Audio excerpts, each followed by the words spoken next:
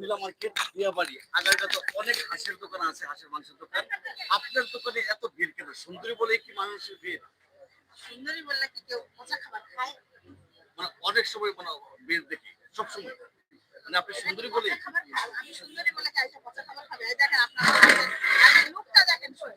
ও wow wow, হ্যাঁ, চমৎকার দেখছেন? লুক দেখছেন? চমৎকার। রং দিছেন নাকি? তাহলে কেন আসবে না? তা অনেকেই বলে যে পারলে একটা হাঁসের ঝোল খায়া দেখেন, সুরা খায়া দেখেন কেমন। সোনা খেলি হবে, একটু সুরাটা মাথা খায়া ভালো হবে। দেখেন। তারপরে আপনি বলবেন যে কেন আসে মানুষ। পোশাক শুনলেই না আসলে গুণগত মান ভালো, এই কারণে মনে হয় আসে নাকি? অনেকেই বলে যে সিঙ্গাপুর রং রং করে কথা বলে এবং সুন্দরী, এই কারণে আর কি দেখতেও আসে বা খেতেও আসে।